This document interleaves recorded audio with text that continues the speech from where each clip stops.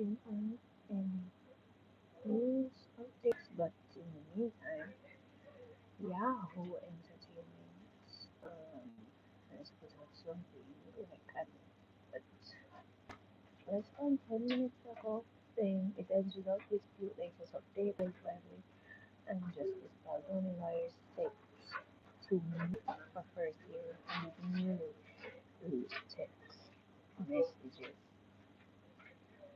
So, the behind the scenes drama between Dangerous co-star Blake Lively and Justin Baldoni has escalated into one of Hollywood's most contentious legal battles.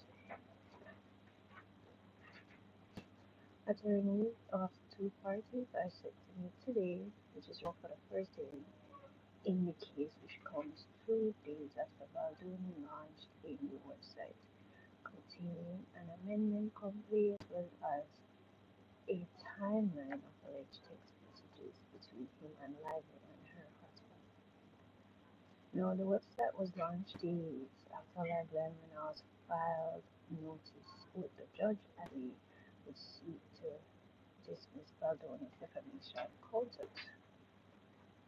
The feud began during the filming, as we know, right? Um,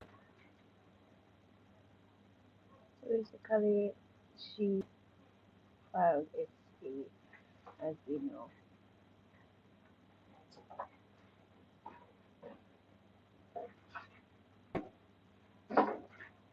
So, wanting to dismiss the lawsuit that is the talk, and everybody lives, so we're just waiting for the actual live program to start. As you know, that based on what um, Owens have updated this morning, they are going to say that because it was so publicized, they want to dismiss the lawsuit because the jury would be influenced. So we're just waiting now for it to start. This is how this will go. Now, a defamation lawyer says that Lively when now seeking to dismiss the lawsuit is common. So Jeff Lewis, who's for Yahoo Entertainment, which is what we're reading in the meantime, until the actual live starts, told the Yahoo Entertainment that the attempt by Blake Lively and Ryan Reynolds to get Justin Baldoni's lawsuit tossed is pretty common if the motion denied. Now the war wages on. So he says, I expect the aggressive lawyers here to really try to get all the debates heard in one forum, one court, one judge, one jury. He said, adding, it would be crazy to take this case to trial, but I would have said the same thing about Johnny Depp and Amber Heard, right? Because the case was very public, and it would be the same thing for Amber Heard and Johnny Depp. The jury would be influenced by outside noises. So, what is so different about this one? Even with, you know, your president, Donald Trump, same thing. His lawsuits were pretty well known, and they still went to court. So, Blake Lively and Ryan trying to dismiss this lawsuit may not go in their favor as much as they think. So Lewis pointed out that over 90% of cases settled out of court, and he thinks that ultimately is the best option. So they don't want this to go anywhere. They don't want to actually settle this within court. They don't want to settle this with a juror, and we all know why. We all know why. Because they fair, they lose. They have a two. Baldoni's team has a 200-page document of evidence against them. They are they are fearful. So if you're just joining, we're just waiting for the actual stream so that we can start. So we're just doing some stuff in the interim to keep ourselves occupied. Now, is this going to settle in 15 minutes of the lawsuit, or is it going to settle, as in many cases do, on the courthouse steps right before a jury is sworn in? He explained, I think they're going to have to go around here in court in terms of motion to dismiss procedural motions before these parties get terms of settlement. Now, moving on to the Baldoni disputing Lively claim about the birth video incident, which we know was just the director showing her an example of what he expects her to do during this um of giving birth. So I don't know, you know. So right, so we know that a newly released account from Justice Baldoni's legal team challenges the depiction of a brief interaction involving a post-birth video shown to her by the producer, my bad producer director. Well, according to Baldoni's amended complaints, right? Because we know that it was amended. Why? Why was it amended? Because thanks to Meta, Twitter, internet sleuths, all of that, Baldoni's team got more information, and so it was amended. So if you're not up to date, if you didn't know now, you know. Now, the incident took place on May 23rd, 2023, during a lunch break as part of the ongoing discussion about a hospital birthing scene in its end. Right, so if you're just joining, we're just doing some article reads until the actual live starts. So, if you want to jump off until then, do you? Really doesn't matter at this point because everyone is so caught up with this situation. Now, this lawsuit, Baldwin claims that he suggests that he show Lively a personal video of his wife cradling their newborn after her own birth, being captured the emotional tone they aim to portray. The complaint states that he proceeded to show her 1 second of the video before she asked if he had permission to share it, which he confirmed he did.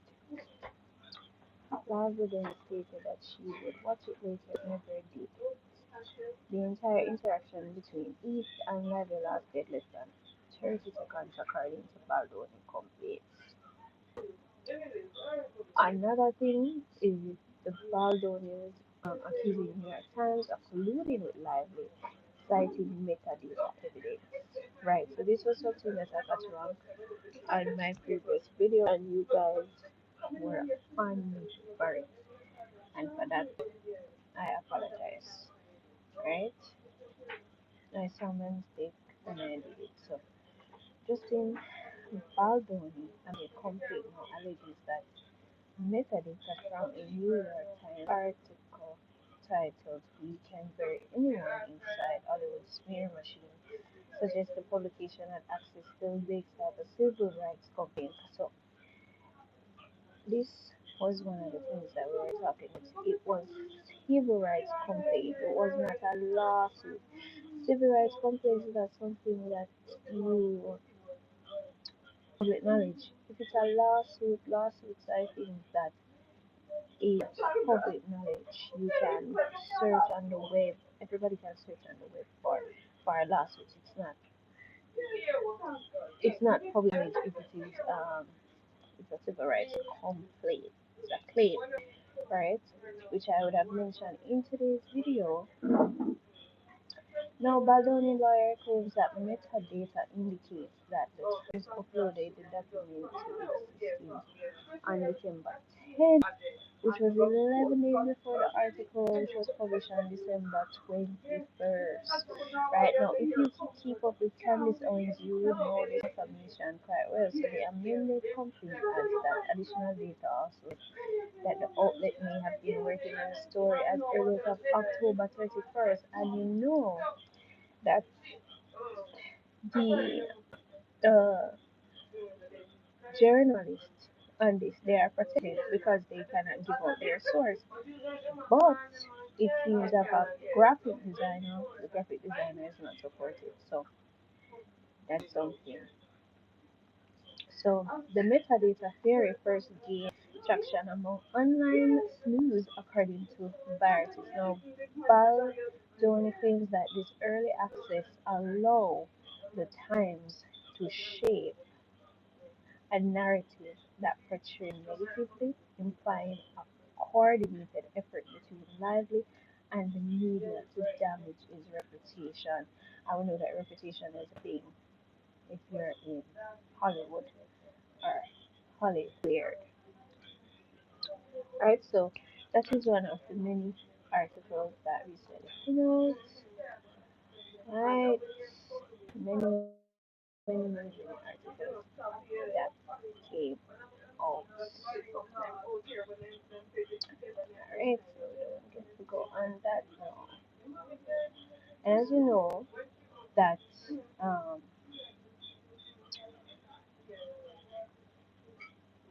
Baldoni threatens to move up the trial start date. So that is something to think about, that is something to consider. And there's so many text messages that just prove that what he did was such a lie.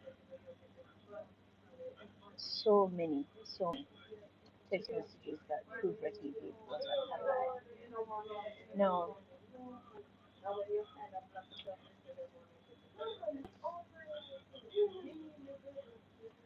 so moving on, we have some CNN news. So, first of all, Blake Lively and Justin Baldoni said to meet. No, this is what we've been waiting for. This is what we're waiting for, and it's soon be there. So, they are reporting that the case involving actress Blake Lively and her former attorney, the director co-star Justin Baldoni, whom she has accused of her during her film fraud production, will have its first day in court today. Today. So, how we got here? We all know how we got here. The video footages, all of that. So, all know how we got here. So, we don't need to go from there. So, right. Oh, this is an important part where Baldoni lawsuit claims that Blake Lively, who is best known for her work on the CW Gossip Girl and in the Sisterhood of the Traveling Pants film, sought to take over much of the film's creative direction, including having Reynolds rewrite a scene to unauthorized changes to the script in secret. Remember, this was in secret, guys. He didn't even know because he thought just helping her out and helping her to be a creative director. No, Reynolds has no formal role in it ends with us. So the suit claims that Lively summoned Baldoni to the penthouse to share with Reynolds in New York for a city meeting about the script, where Reynolds, along with mega celebrity friend, which remember now this is um her friends are, what do you call it? She's Khaleesi and Ryan and T or TX rather. Dragon. So our mega friend of couple praised lively proposed revision to the script, and this was all a lie. This was all a lie. One of the text messages, including Baldoni's suit, appears to show an exchange between Baldoni and Lively about your proposed changes. I really love what you did. It really helped a lot. Makes it so much more fun and interesting. And I would have felt that way without Ryan and Taylor, he wrote with a wink emoji. No, while Bandoli text messages does not include a last name for Taylor, Lively is close As we know, with the artist Taylor Swift. CNN previously reached out to representatives for Baldoni, Lively, Reynolds, Taylor Swift to inquire whether the Taylor mentioned in Baldoni's text is Swift. And we know that Taylor Swift has removed herself from the situation. That is interesting to remove herself from the situation. So we know that she did. Right? Right. So Baldoni, as we know, is suing the New York Times for 250 million, accusing the newspaper of working alongside Lively's team to publish one-sided article that benefits her. Remember, guys, this was just a claim. It was not a lawsuit. It was just a claim. And what you know about claims, those are not public knowledge unless someone decides to spread it.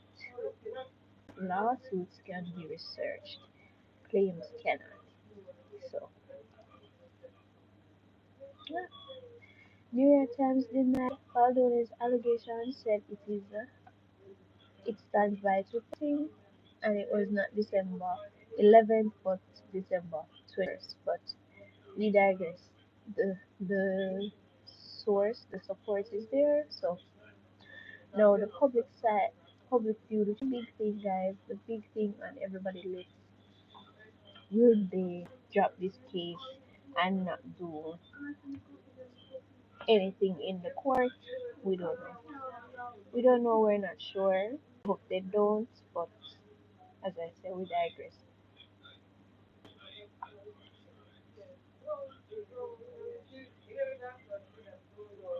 So, the legal filings in this case are only part of the story. Representatives for Lively and Baldoni have continued to spar over the information being provided to the public outside of court. Now, this right here, as I said, is the big one today in their discussion. It is the big one today in their discussion. What will come of it? What will come out of it? We don't know. There's a big one. No, Lively's lawyers have accused Baldoni attorney Brian Fredman of making misleading and selective statements about Lively and her ongoing legal dispute with Baldoni, and previously asked the judge in their case for a hearing to address the appropriate conduct of counsel moving forward. This and other issues are expected to be addressed today, which I am waiting for that to start so that we can get the coverage. Now, in the letter filed after footage from the set was released by Baldoni's team, Lively's lawyers say two cease and desist letters have been filed since her initial complaint. The first was issued to the Wayfarers Party, which includes members of Baldoni Production Company, Wayfarer Studios, and members of Baldoni Publicity team.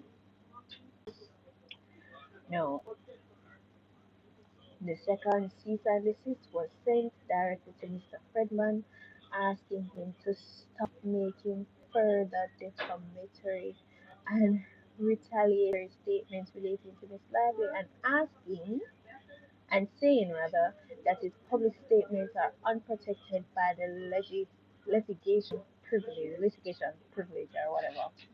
Now, both Lively and Baldoni claim in their lawsuits to have been the subject of retaliatory publicity campaigns by each other. But who started it first? Who started it first? Who smeared whose name in the media first? This is the same victim mindset. This is the same victim mindset that they have.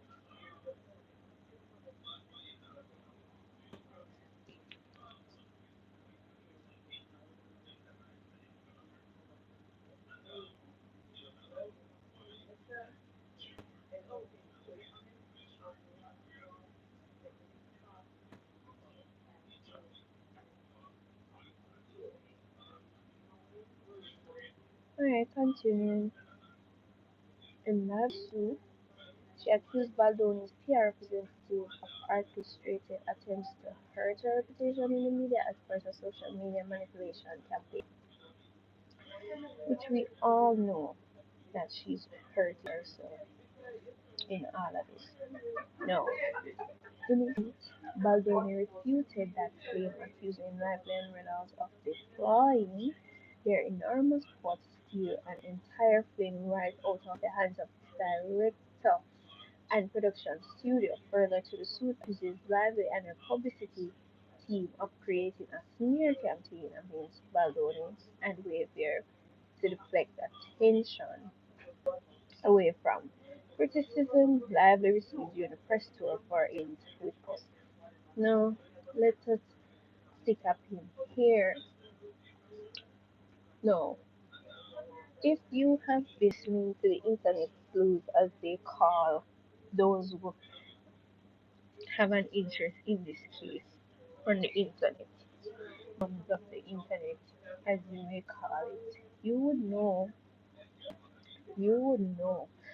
that there's a particular video on YouTube that says Blake Lively was trying to pull a Ryan Reynolds stunt that he pulled on Deadpool by having complete creative um, control over the movie.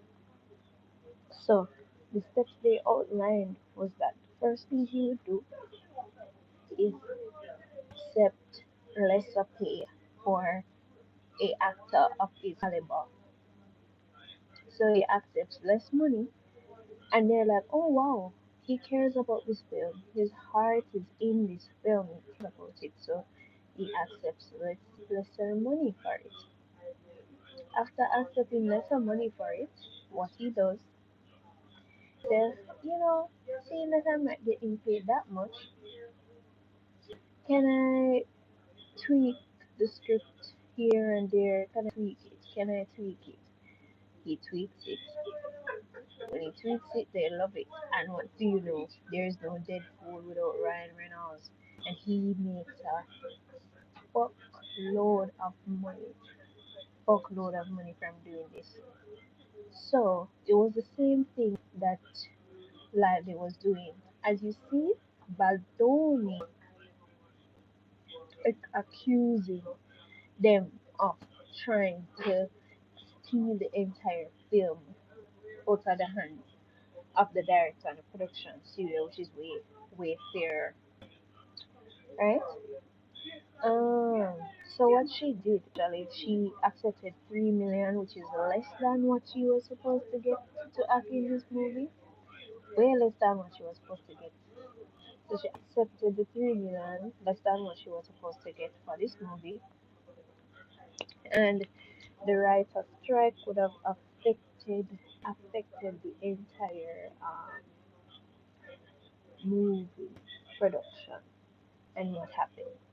She allowed her husband, without public knowledge, someone who's not involved in the movie at all, to edit the rooftop scene script, to script it, which is why she would get director name from it based on everything. Um, so that was done.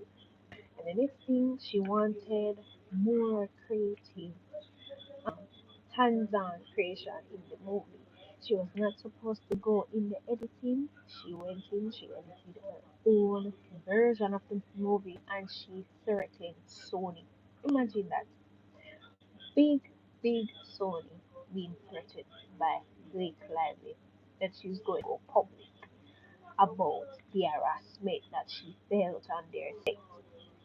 If they don't go with her her version of this, right? So this is now finished. So if they don't go with her version of the movie, she's threatening them. This is crazy. This is crazy work, guys. Like you can't mess up. You can't find this. You can't make this up. You can't make this up.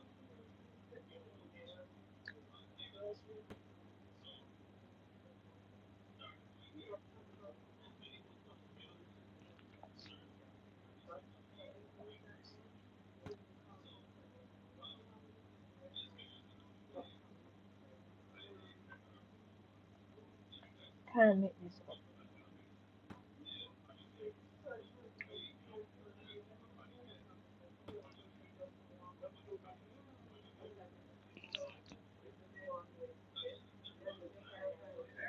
So this is now going into federal court.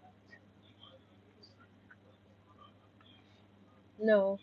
So the main thing that they will argue about is that the parties argue about the disclosure of legal materials and the possibility of questioning Lively by Baldoni's lawyer.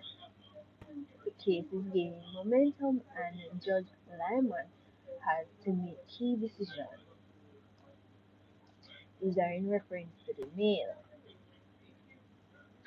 No, attorney for Blake Lively and Justin Baldoni will meet in federal court on Monday, which is today, which is coming up shortly, to be to begin a $400 million defamation lawsuit according to information close to Baldoni's team. They do not violate any rules by posting previously unavailable legal materials online because Blake did it first, right? Blake did it first.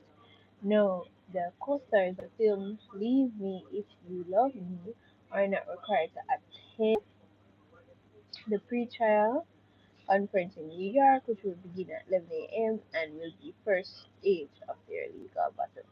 The situation is complicated by unexpected appearance of another influential lawyer, Sigrid McClooney, who is known for her involvement in the case with Jeffrey Epstein victims. Didn't I mention this?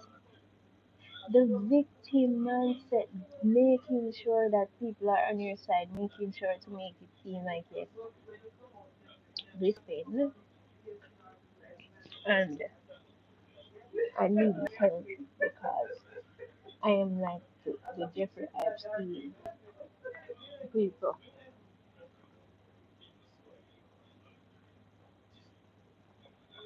So on Sunday evening, it became known that she would represent the interests of Lively's publicist and co-defendant Leslie Sloan, who is accused of conspiring to discredit Baldoni.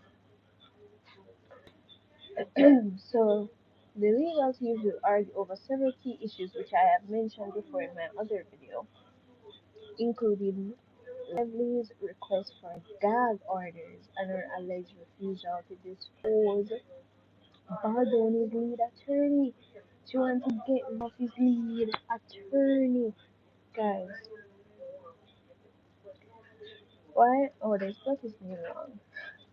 Brian, Brian Friedman, as she is outraged by Friedman's remarks, which she called offensive and oppressive. Remember, she did not want to meet with Brian Friedman because, I'm sorry about that. Where was I? Where was I?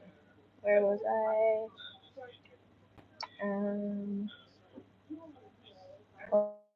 Oh yes, there I was. Remember, she this said that she didn't want to meet with him because she basically feels threatened by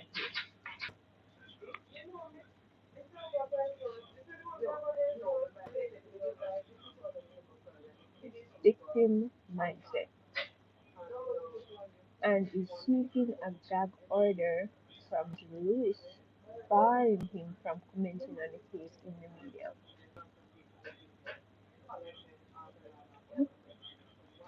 Yep, yep, yep,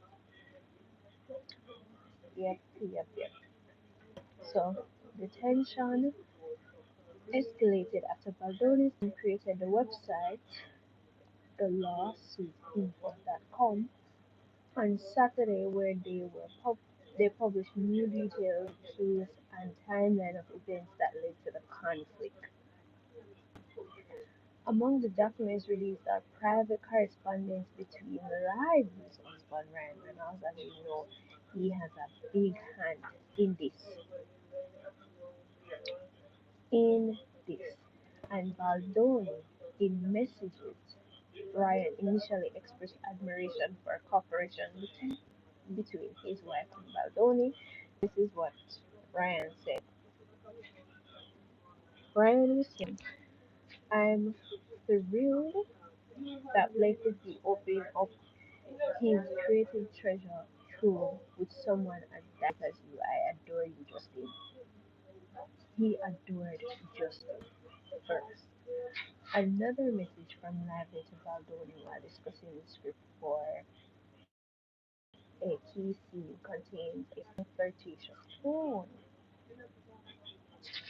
No, another message from Lively to Baldoni was flirtatious. Flirtatious. If you knew me for longer, you would realize how flirty and delicious busting is. It's my love language. Why would you say that? Why would you say that? Not yet known how Judge Lewis, appointed by Trump, will assess the publication of the materials, but Justin Baldoni's team insists that all published documents are official court records that are already available for public viewing through the government PACER website.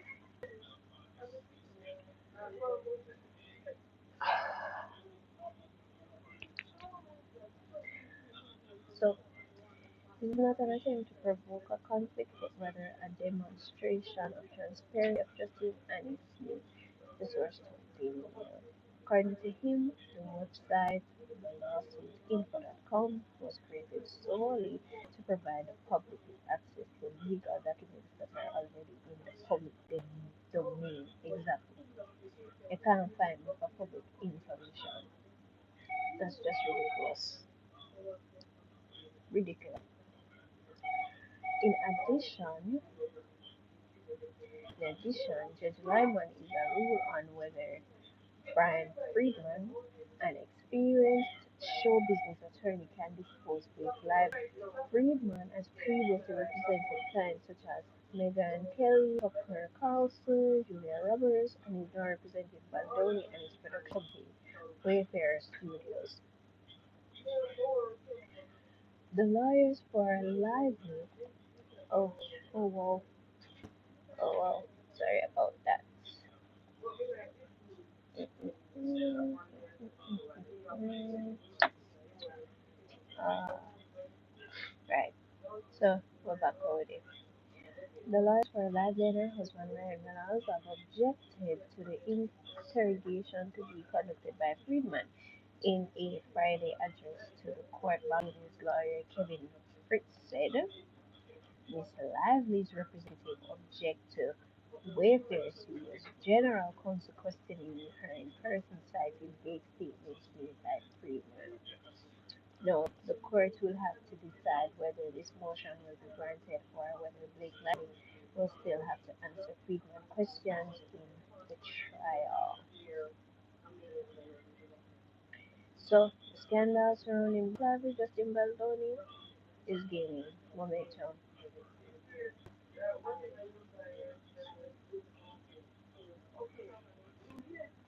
So, yeah. Now we know that um, Blake Lively was a girl that grew up basically in the Upper East Side. If you know, you know. If you don't know, then I don't know.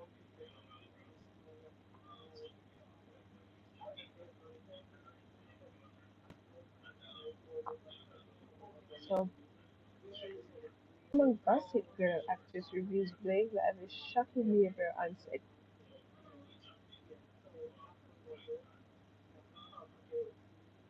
So, Rosella Rago, who worked on the set of Gossip Girl, accused Blake Lively of unacceptable behavior on set. Rago also commented on the Justin Baldoni scandal. So, Rosella Rago, the host of the popular Italian cooking series Cooking with Luna and former actress of TV series Gossip Girl, accused Lively of unbearable behavior during filming of the series. And we have seen this. The fact that she joked about Lathan, I don't know if I'm pronouncing her name properly, She joked about her being born in jail. She literally said that some of us started in cages as a joke.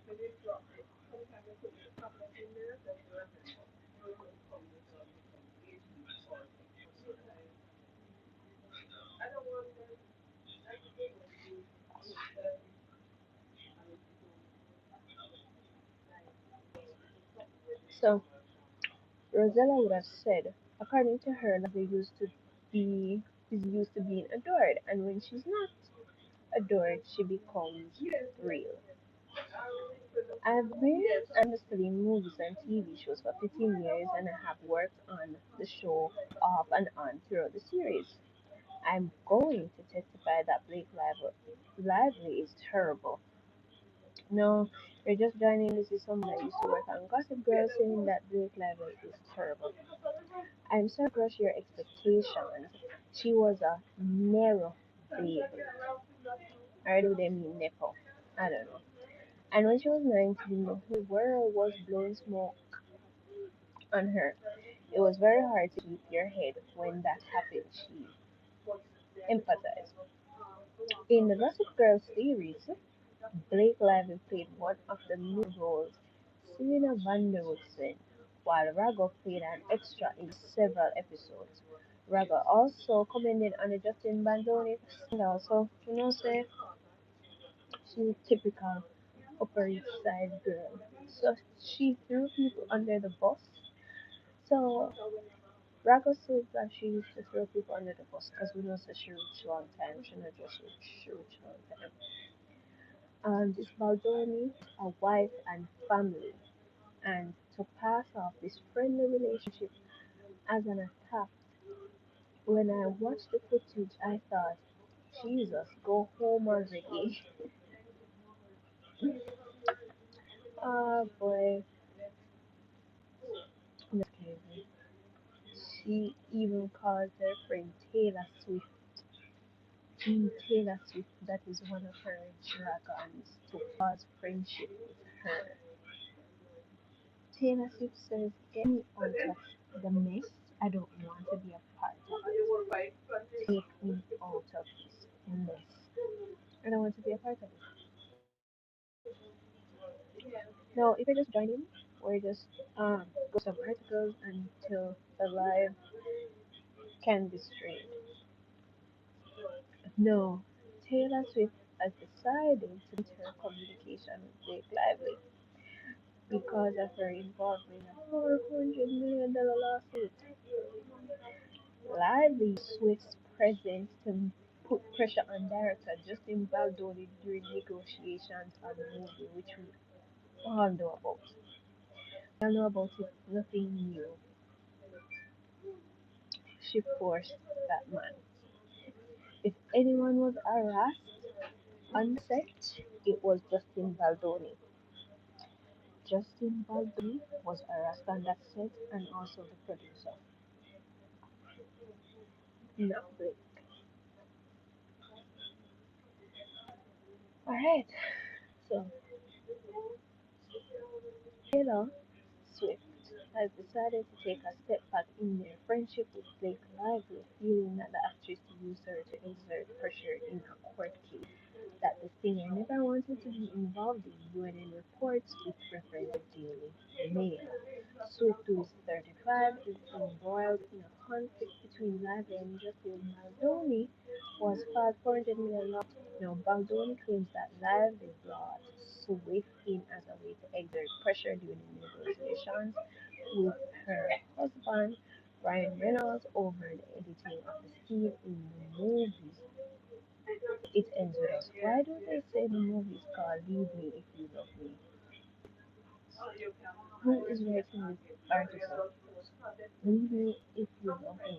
It's not called Leave Me If You Love Me, it's called It Ends with Us. But now, according to Baldoni, Swift presence on at meeting made him feel like he had to obey Blake's instructions on the script. Later, Lively allegedly threatened Baldoni, comparing herself to Khalifa Jean. drones in a series of messages where she called Reynolds and Swift her dragons, which is so funny to me. Because how dare you? How dare you?